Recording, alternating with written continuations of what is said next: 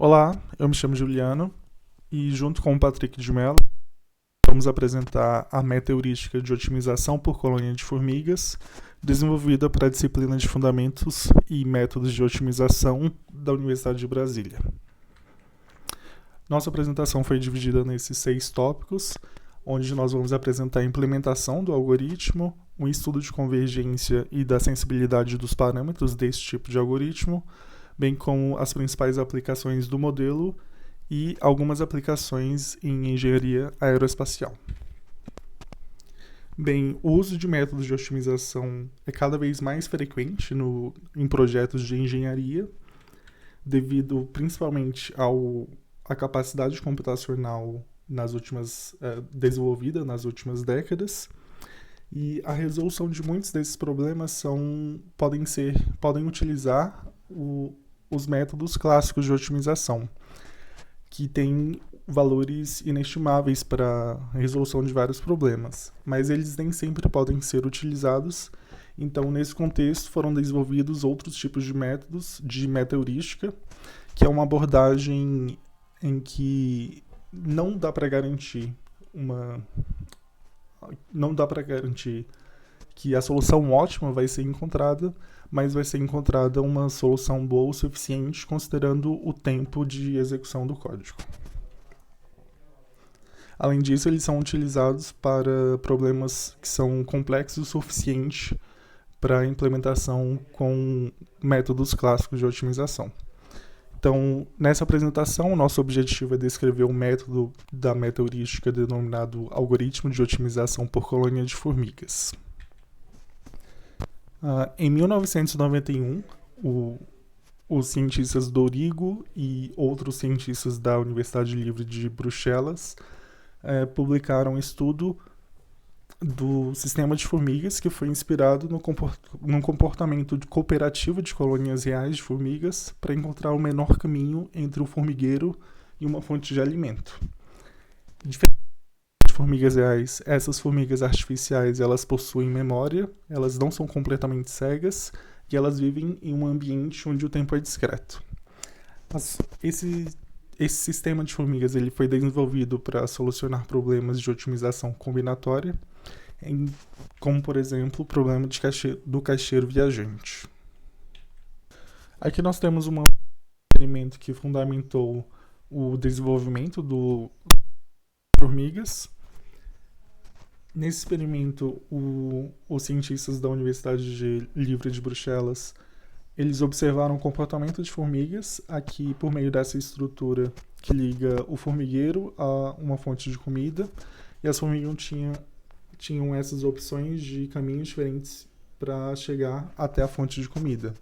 Então, o que observaram é que as formigas, elas aqui no começo escolhiam explorar os dois caminhos aleatoriamente. Então, assim, metade das formigas escolhiam o lado esquerdo, enquanto outras formigas escolhiam o lado com o caminho mais curto, mas eventualmente todas as formigas convergiam para o caminho mais curto.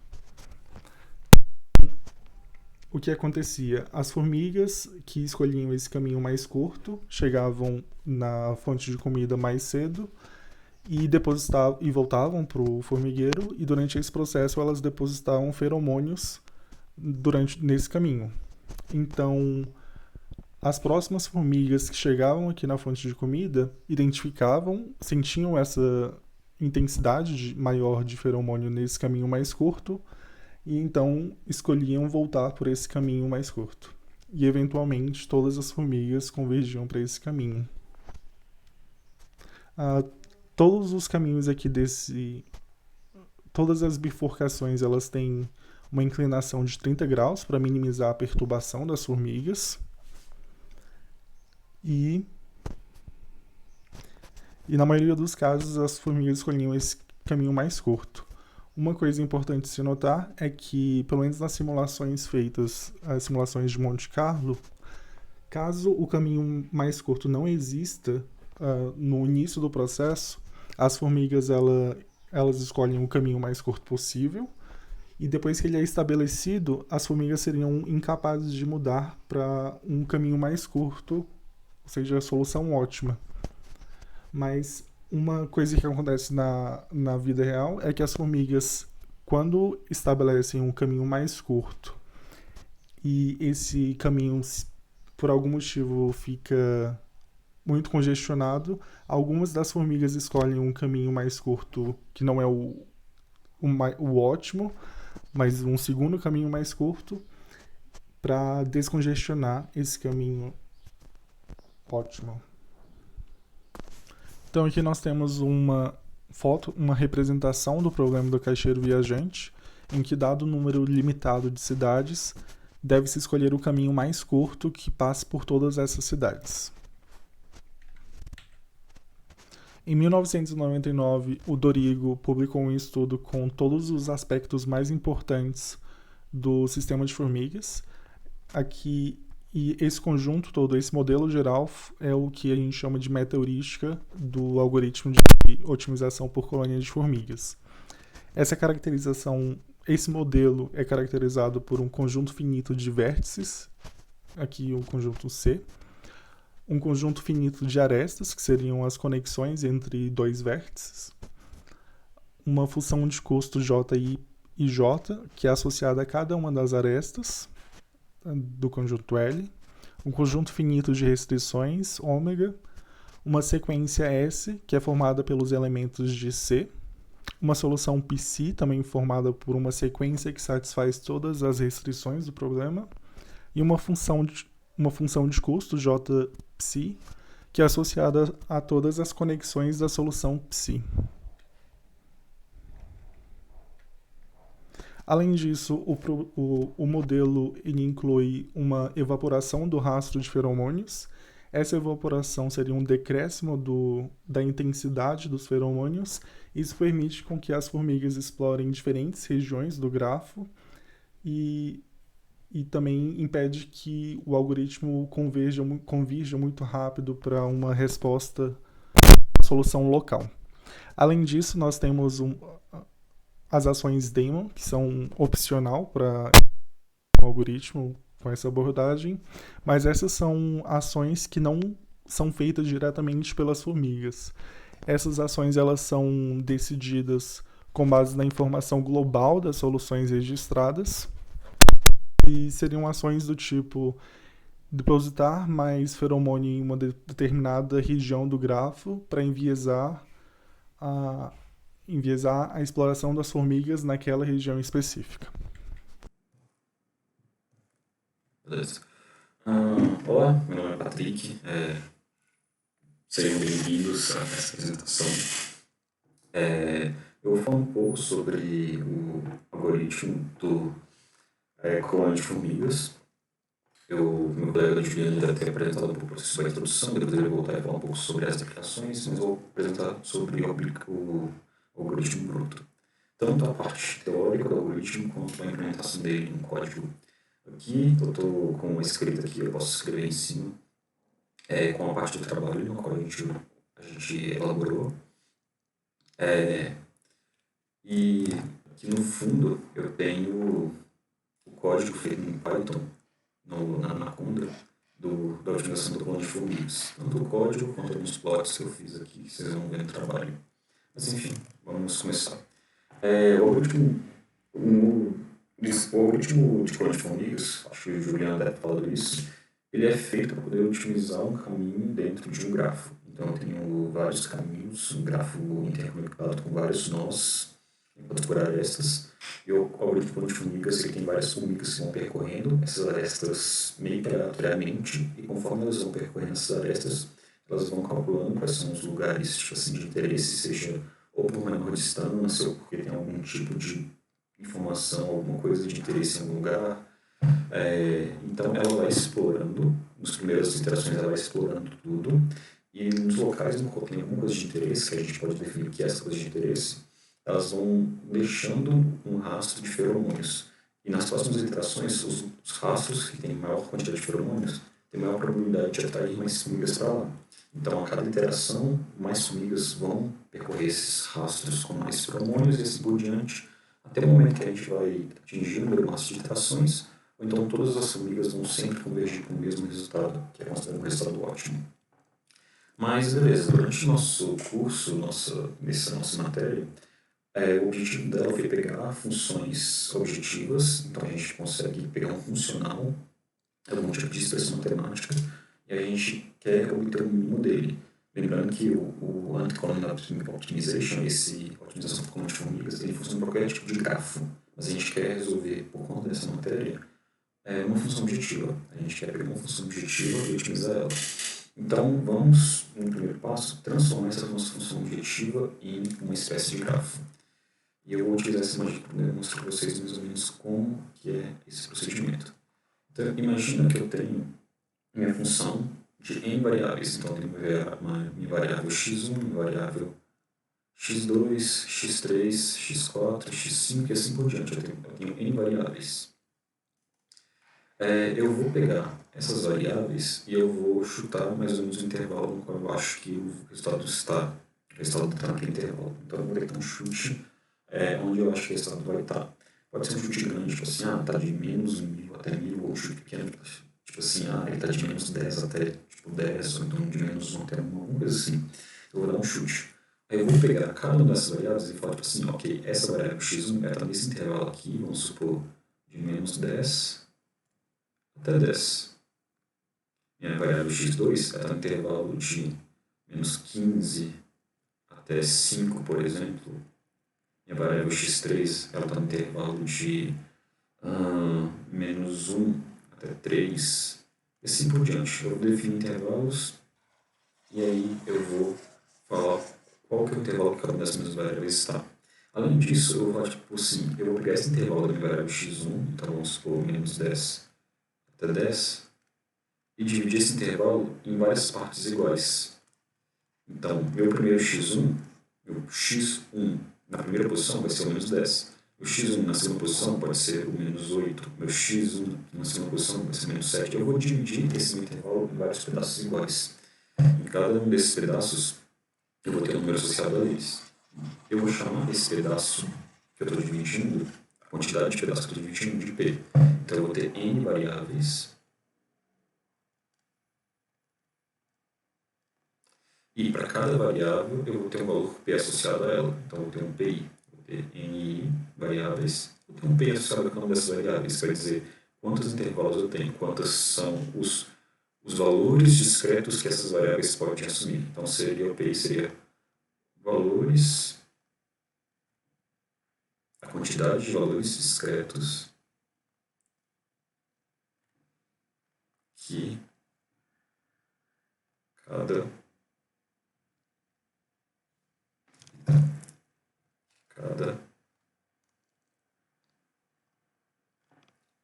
xi pode assumir. A princípio, esses valores de PI, então vai ter o P1 aqui, a quantidade de valores que ele pode assumir para x1, o P2 aqui, e assim por diante. Em princípio, esse P pode variar, o P1 pode ter um valor, o P2 pode ter outro valor, e assim por diante. Porém, para facilitar nossos cálculos, nós vamos considerar o P como sendo uma constante. Por quê? Porque aí a gente vai poder escrever essa nossa matriz aqui como sendo uma matriz, propriamente dita, a gente poderia escrever esse gráfico como sendo uma matriz propriamente dita de n por p. E a gente não poderia fazer essa escrita se p tivesse um valor variável. Então, como o valor p vai ser considerado um valor fixo, a gente pode escrever nosso grafo dessa maneira. Só mais uma coisa antes da gente prosseguir, que eu acho que talvez não tenha explicado. É o seguinte. Então, como que funciona? Em um grafo qualquer, vamos supor que a formiga está saindo da colônia aqui, vamos chamar de home. Aí eu tenho vários caminhos que eu posso seguir. Eu posso vir para cá, eu posso vir para cá, eu posso vir para cá. Aí esse caminho tem mais dois. Tem mais dois lugares que eu posso ir. Esse caminho eu posso vir ou para cá, ou para cá. Eu tenho vários objetivos. Vamos supor que cada um desse caminho, eu vou ter, tipo assim, por exemplo, uma quantidade de açúcar que essa formiga quer comer. Então, ela vai explorando esses caminhos, cada um em uma direção, menos a direção que ela está voltando. Então, você pode ir só em uma direção, ela pode voltar, mas enfim, isso é só detalhe técnico. Ela vai explorando tudo isso e vai computando quais são os lugares que tem melhor fonte de comida ou menor distância, alguma coisa assim. Pode ser qualquer coisa do nosso interesse. No nosso caso, como a gente está medindo com uma matriz de N por P, então a gente vai ter a fonte, que é um local fictício, e para cada variável que a gente for ter, é como se fosse um caminho, é uma sequência de nós. Então eu tenho onde eu estou saindo, eu vou ter uma sequência de nós que eu posso assumir, que são os valores discretos que o x1 assume. Aí a partir do x1 eu tenho mais um monte de nós que posso assumir e assim por diante. Então aqui tem um exemplo de assim, vários locais que posso sair. Posso sair da home e ir para vários diversos locais diferentes. E aqui em negrito tem um caminho, um exemplo de algum caminho que a formiga, tinha uma formiga específica pode seguir, que ela pode sair da home e para a variável x12, segundo o valor da variável x1, depois ela pode ir para a variável x23, que é o terceiro valor discreto da segunda variável, depois eu vou para x31, que é o primeiro valor discreto da variável x3 e assim por diante, até eu chegar no meu destino, que é a comida. Então seria esse um algoritmo. Essa é a parte teórica dele. Agora vamos ver como é que a gente implementaria ele. Aqui tem um pouco da descrição e tudo mais. Se vocês quiserem, provavelmente o link para esse trabalho vai estar na descrição do YouTube. E como o meu professor está corrigindo, ele definitivamente vai ter esse trabalho em mãos. Mas enfim, vamos dar uma olhada aqui. A gente vai então definir vai ter 4 passos esse algoritmo. O primeiro passo, ele é mais trivial, ele não vai se repetir, ele vai só se executar uma vez, os outros 3 passos vão se repetir a cada ciclo. É o seguinte, eu vou definir qual é a quantidade de formigas, eu vou chamar essa quantidade por N maiúsculo. Eu vou ter a quantidade de variáveis, então eu vou ter minha função objetiva f de x1, x1, x2, x3, xn. Então, esse n minúsculo é a quantidade de variáveis que eu tenho. A quantidade de possíveis valores discretos que cada variável pode assumir, eu vou chamar ela de P, por possibilidades ou precisão, alguma coisa assim, porque tipo, se eu tenho um intervalozinho de, vamos supor, de 0 até 10, e eu divido esse intervalo em 10 partes, então cada pedacinho vai ter o tamanho de 1, certo? Eu pego um intervalo de 10 unidades, divido em 10 pedaços, vai ter o tamanho de 1. Só que se minha precisão for alta, por exemplo, 1 milhão, cada pedacinho vai ser tipo assim 0,000 alguma coisa, 0,1, entendeu?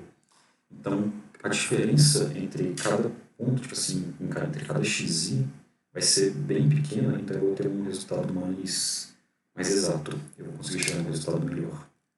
Porém, como a gente vai ver mais à frente, o tempo de execução, se eu aumentar muito esse P aqui, ele vai lá para as alturas. Então eu tenho que achar algum valor que eu falo, tipo assim, ok, esse valor aqui ele é razoável para eu poder achar um resultado que eu considere razoável, uma taxa de erro. Vamos supor que eu quero uma taxa de erro de 5% ou de 1%, então eu vou ter uma precisão que eu considero adequada. Mas enfim, vamos para o próximo parâmetro. Aí eu tenho 3 parâmetros aqui que eu vou falar mais deles mais para frente, quando eles forem ser úteis, que são fatores que alteram a velocidade do código. Então, tipo assim, a quantidade de feromônios que são depositados no melhor caminho. Então, tipo assim, a formiga achou alguma coisa, ela vai depositar uma quantidade de feromônios naquele caminho. Então, tipo assim, ok, esse caminho é bom. Eu vou chamar essa quantidade de feromônios depositado do fator de escala de zeta. Além disso, conforme o tempo vai passando, aqueles feromônios vão sendo dispersados pelo ar, vão sendo dispersados de alguma maneira. Então eu quero que a quantidade de feromônios que tenha em cada caminho decaia com o tempo.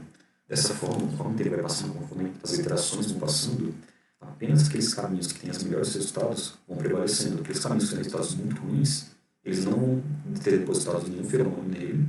Com o tempo vai passando, não vai ser depositado feromônio, porém o feromônio nele vai continuar caindo e caindo e caindo. Enfim. E por último, o fator de escala de probabilidade alfa, que vai me dizer, tipo assim, ok, eu tenho uma quantidade de feromônios, então qual é a probabilidade de uma formiga pensar e falar, ok, tem feromônio, então eu vou seguir por esse caminho. Quanto que esse feromônio influencia em uma formiga decidir ou não ir por um caminho? Eu vou chamar esse fator de escala de alfa. Por fim, eu vou ter a quantidade de feromônios no meu grafo. Então eu vou ter um grafo com as posições xi, e além disso, então eu vou ter o meu gráfico com as posições xi Além disso, eu vou ter um outro grafo idêntico a esse, tipo assim, uma outra matriz, que vai guardar a quantidade de feromônios que tem em cada posição. Então, a cada ciclo eu vou atualizando essa quantidade de feromônios, assim por diante. E a princípio, como eu quero que as formigas vão todas aleatoriamente em cada uma dessas direções, então a princípio ela vai ter quantidades iguais de feromônios em todas essas posições tal e j. Seguindo, vamos para o segundo passo do nosso algoritmo. Vai ser o seguinte. O segundo passo, ele vai transformar a quantidade de feromônios que eu tenho no meu grafo em um vetor de probabilidade. Então eu quero que eu transforme o feromônio, que é um valor numérico, em uma probabilidade. Então o que eu vou fazer? Eu vou pegar a soma de todos os feromônios que tem em uma linha. Então eu vou fazer isso para cada linha, vou ter diversas linhas. Eu vou pegar para cada uma dessas linhas, somar todos os feromônios e ver qual é a porcentagem de, tipo assim, cada uma dessas variáveis, qual é a porcentagem daquele feromônio em relação ao total. Então eu vou vincar para essa linha aqui, por exemplo, vou somar todos os feromônios. Aí eu vou ver para cada um desses valores, tipo assim, qual é a porcentagem desse valor aqui em relação à soma total, qual é a porcentagem desse valor em relação à soma total, desse valor em relação à soma total. Então, se eu tiver algum caminho aqui que seja muito bom, a probabilidade dele vai ser muito maior do que a de todos os outros. Então, eu estou basicamente transformando uma taxa, um valor que é numérico, em um valor que é uma probabilidade. Seria algo do tipo. E ele é dado por essa fórmula aqui. A probabilidade em cada nó, em J, é dada pela soma de todos os feromônios naquela linha, pelo feromônio daquela posição, dividido pela soma de todas as posições. Depois eu vou normalizar de 0 a 1. Então quer dizer que eu vou fazer o seguinte. Então, minha primeira posição, a probabilidade dela vai de 0 até 0,03. O segundo começa de 0,03 até 0,2. O terceiro vai de 0,2 até 0,27 e assim por diante. Eu vou ter, tipo assim, eu vou fazer um vetor de somas. Então eu tenho aqui a probabilidade do primeiro é 0,1, a probabilidade do segundo é 0,15, a probabilidade do terceiro é 0,9, não 0,09, 0,09 e assim por diante. Então eu vou pegar todos esses resultados aqui e vou normalizar eles em um vetor que vai de 0 até 1. Então, aqui 0,1, 0,15, 0,09 e assim por diante, porque eu tenho o resultado de cada nó. Vou transformar isso aqui em 0,1, 0, eita, deixa eu tirar essa vírgula aqui. 0,25, 0,34 e assim por diante até 1. Por que eu vou fazer isso? Porque, ao mesmo tempo, eu vou pegar as formigas, eu vou criar as formigas, né, porque é um código, e vou dar para cada uma dessas formigas em cada andar uma probabilidade. Ou seja, eu vou gerar um número randômico de 0 a 1. Então, o que eu vou fazer? Eu vou gerar um número randômico nesse intervalo, e aí esse número randômico para cada andar vai ditar qual caminho essa formiga vai seguir. Então, se esse número caiu em, por exemplo, 0,15, então ela ficou aqui, ó, entre essas duas soluções, entre essa solução e essa solução. Se ela caiu em 0, esse número randômico caiu em 0,30, por exemplo, ele caiu aqui no meio. Então, esse número randômico vai me dizer para onde aquela formiga vai escolher. Então, seria isso. Então, o segundo passo, o primeiro passo lida com a definição dos parâmetros, o segundo passo lida com as probabilidades, se eu transformar meus feromônios em probabilidade. Agora vamos para o terceiro passo. O terceiro passo, ele vai fazer isso de avaliar, tipo assim, quais são esses R's, esses valores randômicos de 0 a 1 que cada formiga vai fazer. O terceiro passo, ele analisa o comportamento de cada formiga. Analisa o comportamento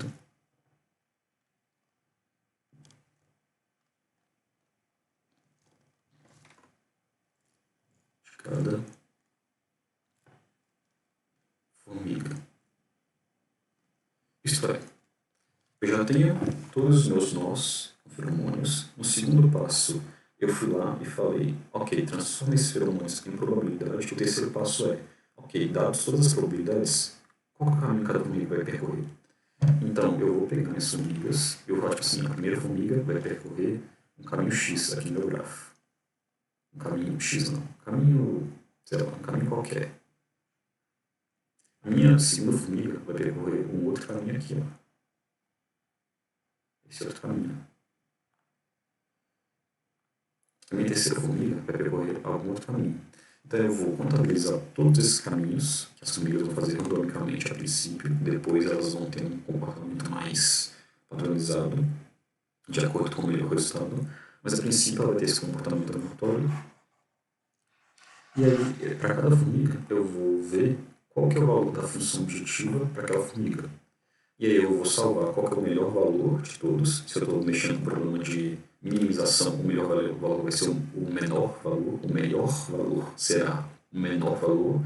E se eu estiver mexendo com o problema de maximização, se eu quiser maximizar minha função objetiva f, então o melhor valor será maior. Então, beleza, eu sei qual caminho cada formiga vai seguir, eu vou guardar qual que é o melhor valor e qual é o pior valor.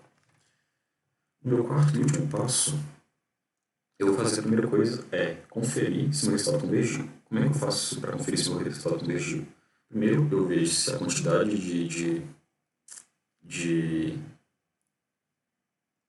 peraí, perdão. Se a quantidade de interações máximas foi atingida, porque eu não quero que meu algoritmo execute infinitas vezes, então eu vou definir um valor lá no início. Eu quero que ele tenha no máximo, sei lá, 50 execuções, 50 loops, que é bastante coisa. Então eu vou definir uma quantidade de iterações máxima e o meu algoritmo vai parar ou se ele atingir essa quantidade de iterações máximas, ou se na última iteração que eu estiver avaliando, todas as formigas aqui, nesse terceiro passo, todas as formigas escolheram esse caminho. Se todas elas escolheram esse caminho, quer dizer que provavelmente aquele caminho é o melhor de todos. Elas exploraram um monte de caminho, porém aquele é o melhor. Tá? Isso daqui é se o resultado convergiu. Se o resultado convergiu, eu já sei qual é o meu valor, qual é a minha resposta, e aí eu apresento minha resposta. Porém, se ele não convergir, eu preciso refazer todo esse processo. Só que primeiro eu tenho que alterar a quantidade de feromônios no meu grafo, porque eu não quero que ela fique fazendo para sempre resultados randômicos. Eu quero que ela vá selecionando e vá escolhendo, conforme o tempo vai passando, o melhor caminho. Então a primeira coisa que eu faço, eu vou alterar a quantidade de feromônio tal e J. Em todo o meu grafo, eu vou ter um fator de decaimento. Então eu vou diminuir uma certa porcentagem a quantidade de feromônios que tem em cada nó. Esse ρ aqui, ele varia de 0,5 até 0,8.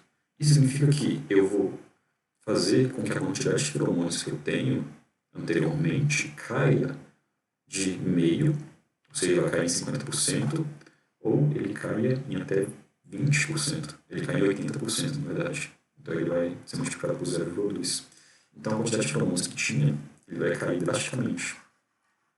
Aí todos os feromônios de todos os lugares vão cair. Só que agora eu preciso atualizar naquele melhor caminho a quantidade de feromônios que eu quero que fala assim, ok, esse é o melhor caminho, então taca de feromônio naquele caminho.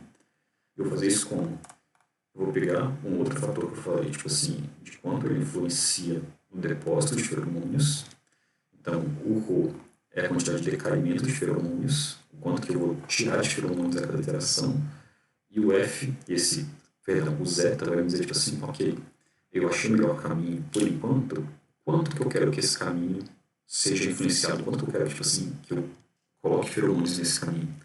Então eu vou pegar o melhor caminho dividido pelo pior em módulo, porque eu posso ter valores negativos em cima e valores positivos embaixo. Eu não quero que a quantidade de feromônios diminua. Minha intenção é aumentar a quantidade de feromônios.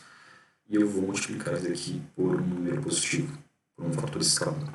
E aí eu vou pegar todas as formigas que passaram pelo melhor caminho, e para cada formiga que foi pelo melhor caminho, eu vou aumentar aquele melhor caminho nessa quantidade de feromônios.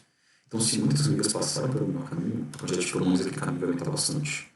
Isso daí, por que isso é importante? Porque no início, que é um fator meio exploratório, vai ter um melhor caminho só, ou poucos melhores caminhos. Então eu vou aumentar o feromônios daqueles poucos caminhos, porém eu não quero que isso afete tanto a probabilidade de elas continuarem explorando nas primeiras iterações. As primeiras iterações eu quero só que elas explorem.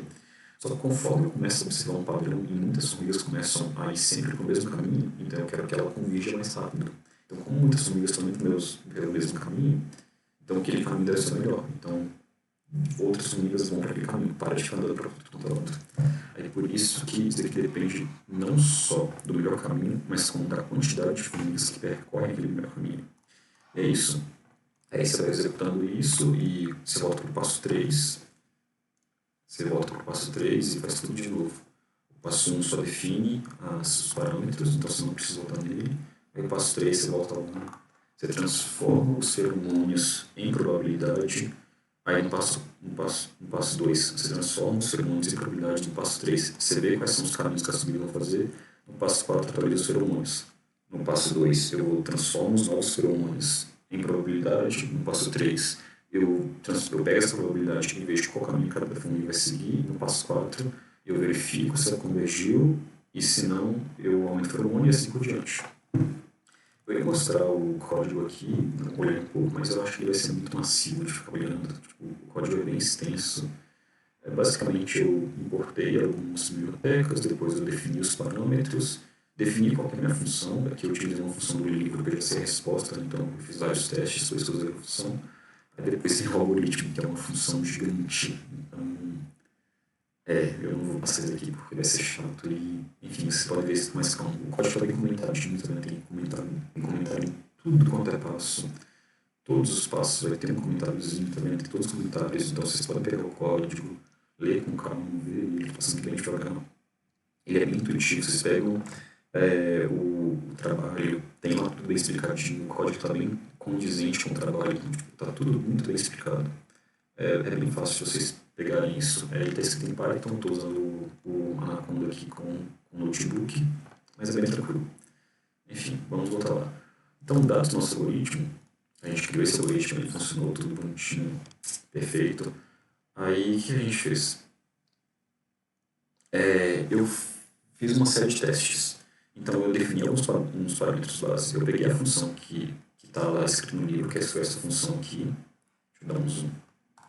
Eu peguei essa função que está escrita no livro, que vai ser o resultado, então eu vou usar um teste para poder verificar. Sempre quando o resultado for menor do que 5%, tiver um erro menor do que 5%, eu vou considerar como se tivesse convergido. E sempre quando eu for alterar algum parâmetro, eu vou fazer pelo menos 100 execuções para ver, tipo assim, ok, as 100 execuções, quantas delas convergiram com menos de 5% de erro. Então, das 100, se 30 convergiram, então eu tenho uma convergência de 30% e assim por diante. Duas coisas que eu vou olhar: a taxa de convergência. Então, eu vou fazer vários testes de convergência para ver o quão confiável o código é. E, além disso, eu vou olhar também o tempo, porque eu quero que o meu código seja rápido. Então, eu vou ver como esses parâmetros eles influenciam o tempo. Então, eu fiz alguns parâmetros básicos. A quantidade de iterações máximas, eu coloquei 50, mas eu acho que eu nunca atingi essa quantidade de iterações máximas. Ela sempre para entre o 15 e o 28, 30. Então, tipo, ela não chega nem perto dos 50. Eu defini a quantidade de formigas igual a 1000. Eu fiz um teste de quantidade de formigas há muito pouco, que mostrou, tipo assim, geralmente de 600 formigas ou mais, ele geralmente sempre converge. Então eu extrapolei um pouco e criei um pouco, criei formigas. A quantidade de variáveis dessa minha função aqui de baixo vai ser igual a 2, então eu tenho x1 e x2, então a quantidade de variáveis vai ser igual a 2. Esse meu n aqui vai ser igual a 2. O P, que é a quantidade de valores discretos que cada variável pode assumir, o P como sendo igual a 1000, também extrapolei pra caramba. Então meu grafo vai ser gigante, porque meu grafo vai ser 2 por 1000. E além disso, para cada formiga, cada interação, eu vou ter tipo 1000 formigas andando para esse grafo, enfim. É um valor bem grande. Ficou alguns dias aí rodando alguns códigos de teste.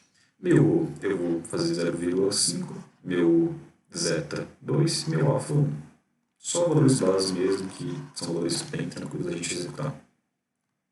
Enfim, mais alguma coisa aqui? Ok, foram alguns resultados que eu vou mostrar nas próximas tabelas. Tem uma tabela no apêndice que eu fiz. Foi essa aqui, ó. Deixa eu ir lá para o apêndice. Essa tabela aqui. Ela está em formato de paisagem, mas enfim. Eu verifiquei vários valores de precisão, de 50 até 1000, aumentando de 50 em 50, e vários valores. Eita, não era isso. E vários valores de formigas, de 50 também até 750. E aí eu fiz a execução e eu olhei dois parâmetros. Eu vou interessar dois parâmetros, que são a taxa de convergência. Então aqui essa tabela mostra a taxa de. Não, mentira, essa tabela mostra o tempo médio. Então, lembra que eu fiz 100 execuções para cada um dessa combinação? Então, isso aqui dá a taxa média em segundos. Então, por exemplo, aqui para 50 formigas, 50 formigas, 50 IP, 50 valores discretos para cada variável, ele geralmente demorava 0,04 segundos para poder executar uma iteração. Enquanto que aqui, para 1.000 formigas e para 750 valores discretos, já mudava para 6 segundos. Então, tipo assim, como eu estava fazendo 100 testes por caso, então ele aqui ia para 629 segundos, que dava 100 minutos, ou um pouco mais de 100 minutos, que dava tipo assim, 1 hora e meia. Então só para esse caso aqui, em específico, acho que foi 1 hora e meia, sabe? Tipo, enfim, demorou um tempinho. E aqui na outra tabela tem a taxa de convergência, que era o que eu tinha falado. A taxa de convergência me diz quanto ela converge. Tem alguns valores interessantes aqui. Se a gente pegar aqui mais ou menos 600 formigas que a gente tinha falado, ela geralmente tende a convergir. 600 formigas, tipo assim, valor aceitável de P. Só que a gente ainda encontra alguns valores aqui meio aleatórios, dando 99 em alguns lugares. Então a gente tem aqui 100, aí dá 99, 100 está convergindo, está dando convergiu, opa, divergiu 1. Então mesmo assim, mesmo com um valor tipo assim, que é consideravelmente aceitável, ainda diverge de vez em quando. Por isso que eu coloquei 1000 interações para sempre convergir quando eu for fazer o resto dos testes. Enfim, esse foi o primeiro teste que eu fiz, que é a teste da convergência. Eu estava interessado mais na convergência. E aí vocês podem ver esse gráfico aqui, no próximo, que é o seguinte. Isso foi até uma surpresa para mim, porque eu acreditava que quanto menor o gráfico, mais fácil ela ia convergir. Mas o resultado que eu tive foi o contrário. Quanto menor o gráfico, mais ela diverge. Então aqui, essa linha azul, que é de baixo, foi para, se eu não me engano, P igual a 50, ou seja, 50 valores discretos. Meu gráfico era bem pequenininho, era 2 por 50. Então meu gráfico tinha tamanho 100. Então, aqui era a quantidade de formigas aqui embaixo, e aqui em cima era quanto ele convergia. Tá vendo que ele converge bem pouco do que os outros? Então ele diverge bastante. Um gráfico pequeno, eu achava que se eu colocar um monte de formiga em um gráfico pequeno, elas vão convergir bastante, mas não era bem isso. Elas divergiam bastante. E o que foi acontecer? Conforme aumentava a quantidade, o tamanho do grafo, então, por exemplo, esse aqui, eu já usei um grafo de tamanho 1000 por 2. Então, um grafo de 2000, que é 20 vezes maior do que esse. Eu acho muito assim, poxa, um grafo 20 vezes maior vai divergir muito mais. Mas não, o resultado é totalmente contrário. Ele converge muito mais. Você vê, tipo assim, a taxa de convergência aqui, que é dada por Y, conforme eu vou aumentando o número de formigas, ele chega a convergir muito mais. Então, chega aqui, ele está sempre convergindo, praticamente 100%. Tá vendo? Aqui é praticamente 100%. Mas isso é uma surpresa. Então, quanto maior o grafo, ela tende a convergir mais, mas ainda tem que dar uma olhada, porque talvez esse grafo for ridiculamente grande, talvez ela diverge, mas enfim. E além disso, olhando o tempo é praticamente linear. Conforme eu vou aumentando o número de formigas, dado uma quantidade de P fixada, P constante, e eu vou aumentando o número de formigas, o número de formigas vai aumentando, esse gráfico do tempo, o tempo meio que vai aumentando linearmente. Isso é legal e interessante de ver. Porém, quando eu aumento muito no gráfico, o P começa a crescer, começa a ficar grande, a inclinação do meu grafo começa a crescer muito. Você vê que a inclinação aqui desse em relação a esse é muito maior. A inclinação desse de cima em relação de baixo. Isso quer dizer que, conforme eu vou aumentando o grafo, o tempo de execução para maiores formigas, ele tende a aumentar cada vez mais. Enfim. Agora vamos para os últimos resultados, que são os seguintes. Agora eu vou testar minhas variáveis ρ, zeta e alfa. Eu quero saber como que meu algoritmo se comporta com essas variáveis mudando. Então eu quero testar o ρ, o zeta e alfa. Aqui eu estou falando que eu utilizei como base 1000 formigas e uma precisão de 1000. Então tamanho de grafo de 1000 por 2. Porque eu queria que os resultados sempre convergissem. Eu não queria assim, que tivesse algum tipo de erro. Então todos os resultados que vocês veem aqui, eu não coloquei a convergência porque todos eles convergiam 100%. Eu extrapolei bastante esse resultado aqui. Mas enfim, começando pelo ρ. Eu comecei com o 0,5, lembra que o ρ, a taxa de decaimento, ele varia de 0,5 até 0,8. Então eu comecei em 0.5, fui aumentando em 0.8, e eu queria ver o que acontece com o tempo de execução quando eu aumento no row. E o que eu obtive, aqui tem os valores, mas vamos mostrar o gráfico que é mais bonito. O que eu obtive é que parece que o tempo de execução, que é aqui embaixo, não, conforme o aumento do row, que é aqui embaixo, o tempo de execução ele vai diminuindo. Então ele começa com um tempo de execução muito alto quando o row é pequeno e vai diminuindo. Isso quer dizer que quanto mais eu decaio os feromônios dentro do meu grafo, a cada interação, mais rápido ele converge. Isso quer dizer que eu estou pegando aqueles valores que, lembra que ela está explorando todas as direções, e a cada interação o valor que é melhor vai ficando cada vez mais evidente, mais fluido começa a seguir. Essa taxa de decaimento está falando o seguinte: pega esses valores que não são bons e elimina eles já de uma vez. Eu não quero que formiga nenhuma continue explorando eles. Então, por isso que ela geralmente tende a convergir mais rápido, porque eu vou ignorando vários outros valores. Mas é uma coisa que vocês vão observar mais para frente, fazer alguns testes, que é o seguinte: se aumentar muito o rho, se aumentar muito esses outros valores do zeta e o alfa, pode ser que ela comece a ignorar muitos resultados, que ela começa, tipo assim, as formigas param de explorar tanto, e aí o resultado passa a divergir mais. Então, eu tenho que saber qual a quantidade certa, tipo assim, de quanto eu posso aumentar esses valores, para que diminua o tempo de execução, só que eu pare de convergir, eu não quero que pare de convergir. Eu não quero que as formigas parem de explorar. Eu fiz a mesma coisa com o zeta. Eu peguei um zeta começando em 2, que é a taxa de escalonamento que deposita feromônios. Então, dado o melhor caminho, o quanto que eu vou depositar ou não é o que o meu zeta informa. Então, eu comecei com zeta igual a 2 e fui aumentando ele. Então, a quantidade, tipo assim, achei o melhor caminho, o quanto de feromônio que eu vou depositar. Bem, se eu estou depositando cada vez mais feromônios, então eu estou achando um caminho melhor, mais rápido, as formigas estão parando de explorar, e eu estou achando o valor mais rápido. Então, o que acontece? Quando eu acho o valor mais rápido, estou convergindo mais rápido, o tempo de execução também diminui. Então, o tempo de execução diminui. Porém, dessa vez, ele não teve um aspecto tão linear que nem esse. Aqui tem um aspecto bem linear, parece bem uma linha. Já nesse daqui ele teve uma curvinha e tudo mais. Enfim, se eu estou decidindo qual é o melhor caminho mais rápido, as formigas estão parando de explorar tanto e elas estão convergindo para o valor que elas consideram melhor, mais rápido. E a mesma coisa aconteceu com o alfa. O alfa fala tipo assim, o seguinte: o alfa, se vocês não se lembram, eu pegava o tal, que é a quantidade de feromônios, e eu elevava ao alfa. Então ele fala tipo assim: dado um feromônio, quanto que esse feromônio importa? Ele importa muito ou ele importa pouco? É isso que o alfa faz. O alfa fala tipo assim, que ele dá um feromônio, em qualquer um dos nós, quanto que esse feromônio é importante?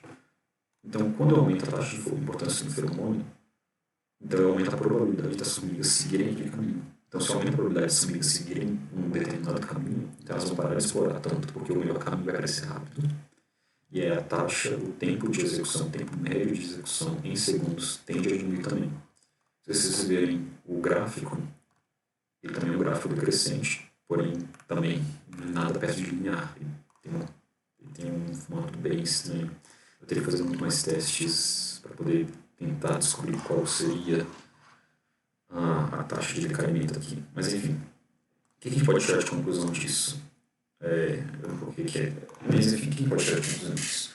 Eu aumentar o grafo, eu aumento a exploração, as formigas vão explorar muito mais, elas vão ter mais tempo de explorar. Eu aumento o tempo de execução, porém, eu aumento a taxa de convergência. Então, sempre que meu algoritmo demorar mais, as formigas ficarem mais tempo explorando, maiores são as chances de convergir.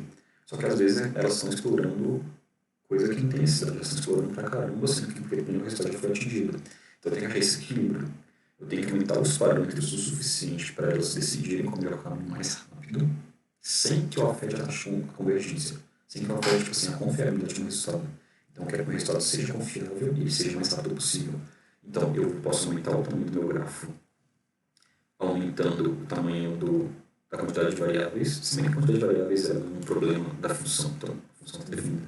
Então, eu posso aumentar o tamanho do meu grafo, aumentando a precisão, certo? Quanto que são os valores discretos que minha função pode assumir, cada variável pode assumir.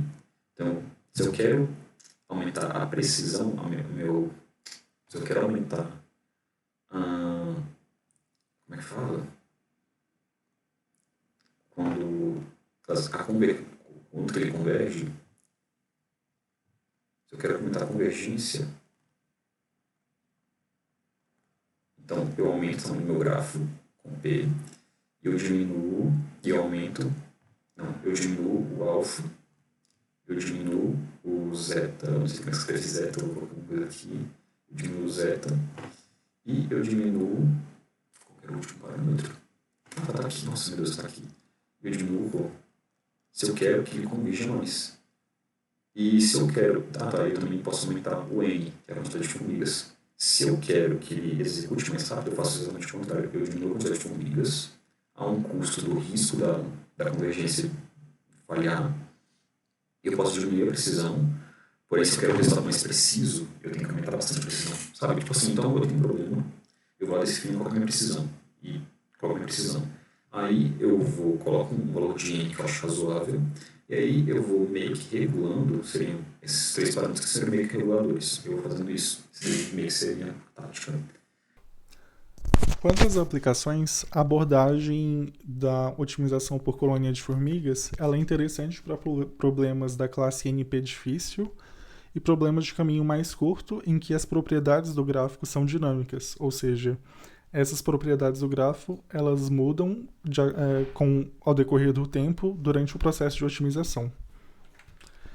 Essa tabela aqui, tirada do estudo também do Dorigo, em 2010, apresenta as principais aplicações feitas com algum sucesso do algoritmo. São tipos de problemas como criação de rotas, então o próprio problema do caixeiro viajante, esse é um dos principais sucessos do ACE. Nós temos problemas também de alocação, por exemplo, alocação de grade horária de cursos de faculdade. Nós temos problemas também de agendamento, como agendamento de ônibus, de rotas de serviço público, de transporte. Além disso, nós temos o uso em classificação de redes neurais em machine learning e também aplicações em outros campos como bioinformática. Em 2008, Dorigo e o Socha desenvolveram uma variação do algoritmo de otimização por colônia de formigas para estender a capacidade desse tipo de algoritmo para funções contínuas, de natureza contínuas, né? E ele foi denominado ACOR. Então, a principal diferença em relação ao modelo original, ACOR, foi a substituição da distribuição discreta de probabilidade por uma função densidade de probabilidade. Então, aqui nós temos o fluxo para esse segundo algoritmo, estendido para funções de natureza contínua, em que o primeiro passo é o registro das soluções possíveis, que é feito pelas formigas aleatoriamente. Então, depois desse passo, a qualidade de cada solução registrada é avaliada e então ranqueada com base em todas as soluções que foram salvas. E então é feito o modelo de feromônio atribuindo um peso para cada solução. Depois disso, novas formigas são geradas, escolhendo a solução com base na probabilidade e o peso atribuído a cada uma dessas soluções. Depois, uma amostra é feita com base numa função de densidade de probabilidade para uma nova variável, combinando em uma nova solução. Depois disso, essa nova solução é registrada e a pior das soluções registradas é removida. Depois disso, o algoritmo volta nesse loop, volta para o passo 4, até que o algoritmo chegue em um critério de parada. Em 2014, Chiaki testou a variação desse algoritmo estendido para funções de natureza contínua, combinando esse algoritmo com 2 procedimentos de busca local direta, que foram o Pattern Search e o Nelder-Mead Simplex, que eles foram utilizados durante a fase de exploração, permitindo a convergência mais rápida dentro de um espaço de soluções. Nesse estudo, eles fizeram o teste de 3 problemas de diferentes complexidades, sendo o primeiro a otimização da geometria de grão de um foguete sólido, O segundo problema de complexidade média foi a configuração de um foguete sonda. E a terceira, a mais complexa, foi a configuração de um míssil balístico com 6 graus de liberdade. Então, no primeiro problema da geometria de grão, nós temos aqui a representação de como é um grão de um combustível para foguete sólido, um grão do propelente para um foguete sólido.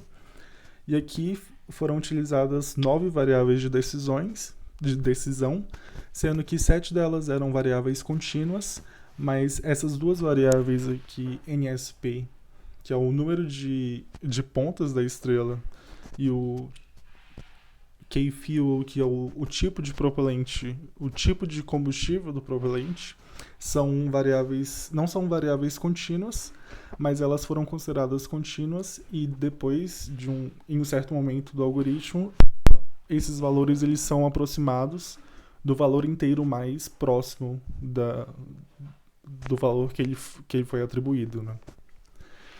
Essa abordagem é uma abordagem problemática, mas em todos os testes preliminares eles viram que uma diversificação dessas variáveis, dos valores dessas variáveis, foi suficiente para evitar a descontinuidade no espaço de soluções. Aqui estão os resultados desse primeiro problema de otimização para esses 3 casos específicos de queima de combustível. E aqui a métrica de sucesso para avaliar esse resultado foi o erro médio de raiz quadrada, que seria a soma das variâncias entre a curva desejada e os valores das soluções numéricas. No caso aqui, foram utilizadas as curvas de queima de combustível e a curva da pressão dentro da câmara de combustão. No segundo problema de otimização, foi feita a otimização da configuração do foguete sonda, em que o objetivo era minimizar o peso da decolagem, e esse foguete ele tinha que carregar uma carga paga de 70 libras, alcançando uma altitude de 50 mil pés e uma velocidade de esgotamento de 1.000 pés por segundo. Todas essas variáveis utilizadas, elas também foram consideradas como variáveis contínuas. E a métrica utilizada para avaliar o sucesso do resultado foi essa fórmula aqui de fitness, que considerava o erro da altitude do foguete e da curva de velocidade e o peso, aqui está faltando até. E baseado nessa métrica foram todas as melhores soluções, todas as 9 primeiras soluções foram encontradas pelo algoritmo de otimização de colônia de formigas. Então, esses resultados eles foram comparados com algoritmos genéticos e o algoritmo por enxame de partículas. Então, aqui nós temos a comparação do resultado entre esses 4 algoritmos. Em azul está o resultado da otimização por colônia de formigas. E aqui a gente vê que a métrica de fitness foi que teve o algoritmo que teve o melhor resultado foi o algoritmo ACO. O terceiro problema de otimização foi a configuração de míssil balístico. Aqui foram utilizadas 35 variáveis. E esse é o problema mais complexo, né? Nesse problema foi utilizado um software com 6 graus de liberdade e foram utilizados 3 objetivos. O primeiro era de que esse míssil balístico ele tinha que ter um alcance desejado. Os parâmetros de desempenho durante o voo também foram otimizados. E eles também ele também foi avaliado com a proximidade de 3 trajetórias desejadas. As 3 métricas de sucesso foram essas daqui. Elas são baseadas no alcance desejado, no erro de alcance, no erro de apogeu. TOF seria o tempo de voo, time of flight, E TBO é o tempo de esgotamento, tempo até o esgotamento, que é o Time of Burnout. E a última métrica de sucesso foi essa métrica que, que, que é a soma das proximidades para cada uma das três, é, para cada um dos três alcances de trajetórias utilizadas. Que a abordagem de otimização por colônia de formigas ela é interessante para problemas que são complexos o suficiente para não utilizar uma abordagem clássica de otimização. Esse paradigma ele é ideal para problemas de classe NP difícil e problemas de caminho mais curto, em que as propriedades do gráfico são dinâmicas. Uma importante observação é que o algoritmo ele performa mais rápido quando a gente aumenta alguns parâmetros ρ, zeta ou alfa, ou então diminuímos o tamanho do gráfico ao reduzir a quantidade de n, que será a quantidade de variáveis, ou p. Ou então quando nós diminuímos a quantidade de formigas. Mas isso é sempre uma escolha entre a qualidade da solução, o quão próximo ela vai ser da solução ótima, e uma velocidade de convergência. Então, aqui estão nossas referências utilizadas. Eu espero que essa apresentação tenha esclarecido os principais conceitos desse modelo geral, essa meta heurística de otimização por colônia de formigas. Obrigado, um abraço.